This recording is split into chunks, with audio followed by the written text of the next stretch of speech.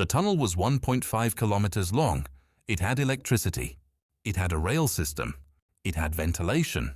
It had been built directly underneath the shower drain of cell number 20 in the Altiplano Federal Prison, Mexico's most secure facility, the prison that Mexican authorities had specifically chosen because they believed, or wanted to believe, that it was escape-proof.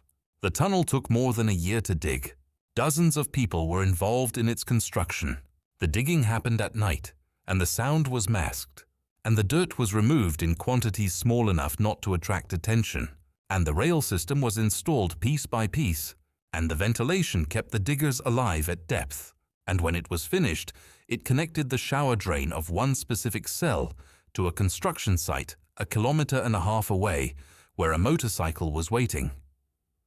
On July 11, 2015, Joaquín Archibaldo Guzmán Loera, known to the world as El Chapo, known to the Sinaloa cartel as its operational director, known to the United States Drug Enforcement Administration as the single most important drug trafficking figure in the world, stepped into the shower of cell number 20, bent down through the drain opening, and disappeared. He was gone for 6 months. This was the second time he had escaped from a maximum security Mexican prison. The first time, in 2001, he had walked out in a laundry cart. That escape had produced a 13-year manhunt, during which the Sinaloa cartel had continued expanding. The second escape was different in character. The first had been a question of who had been paid and how much. The tunnel escape was an engineering project, a construction operation. It was the demonstration that a criminal organization with sufficient revenue, and the Sinaloa cartel's annual revenue was estimated by the DEA at somewhere between $3 and $39 billion, could fund an infrastructure project of significant complexity, specifically for the purpose of freeing one man from a cell. The tunnel said something about the Sinaloa cartel that no amount of seizure statistics could fully communicate. It said, "We have enough money and enough organizational capability to do this.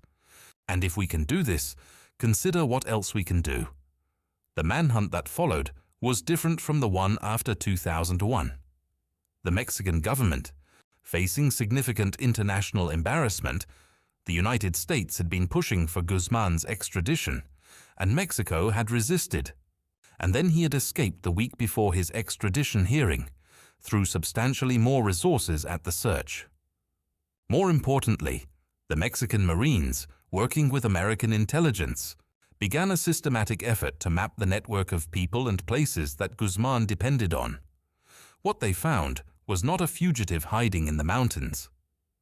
What they found was a man who was, despite his fugitive status, continuing to operate, meeting with cartel lieutenants, maintaining communication with the organization, and, fatally, meeting with American film director Sean Penn and Mexican actress Kate Del Castillo for a Rolling Stone interview that he had agreed to give because he wanted the movie rights to his own story.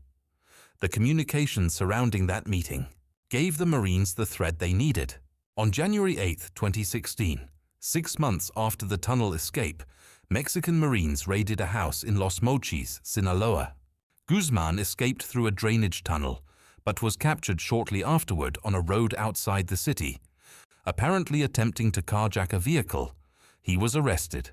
Again. This time the calculus was different. Mexico agreed to extradition. On January 19, 2017, the day before Trump's inauguration, Guzmán was transferred to American custody and flown to New York. The trial in the Eastern District of New York was one of the most extraordinary criminal proceedings in American legal history. Cooperating witnesses described the Sinaloa cartel's operations in granular detail: the drug shipments, the money flows, the corruption payments to Mexican officials at every level of government. One cooperating witness testified that Guzmán had paid a bribe of $100 million to a former Mexican president, a claim the former president denied, but that communicated something about the scale of the organization's corruption operation. Guzmán himself did not testify. He sat at the defense table in a suit, looking somewhat diminished from the mythology, shorter than people expected, quieter, less theatrical than his reputation suggested. He had authorized the Rolling Stone interview because he wanted to control his own story. In the courtroom, the story was being told by other people, and he had no control over it at all. He was convicted on all 10 counts in February 2019, sentenced to life in prison plus 30 years. He is currently held at ADX Florence, the federal supermax facility in Colorado. Prisoners there spend 23 hours a day in their cells. ADX Florence has no tunnel problem. Now consider the specific detail of the Rolling Stone interview. A man who is the subject of an international manhunt, who has escaped from 2 maximum security prisons, who is being sought by multiple intelligence agencies simultaneously. This man agrees to meet with a journalist in the Mexican mountains because he wants to control his own narrative. Because he wants the movie made on his terms, this decision cost him his freedom. Without the interview, it is entirely possible that Guzman would have remained at large for considerably longer. But here is what the detail reveals. He was not thinking like a fugitive. He was thinking like a celebrity. He had been famous long enough that the fame had become, in some sense, the point. The operational discipline that had made him effective was compromised by the same impulse that had driven him to cultivate a public image throughout his career. Lansky never gave interviews. Lansky never allowed himself to become a celebrity. Lansky ate breakfast at the same diner every morning and was photographed by the FBI from across the street for 40 years. And at no point did he attempt to control his narrative through any medium that could be traced. Guzman's mistake was not building a tunnel. The tunnel was brilliant. His mistake was wanting to be known. The tunnel was 1.5 kilometers long and took more than a year to build and worked perfectly. The Rolling Stone interview took a few hours and destroyed everything. The Sinaloa cartel continued operating after his conviction. His sons, Los Chapitos, took over significant portions of his operations.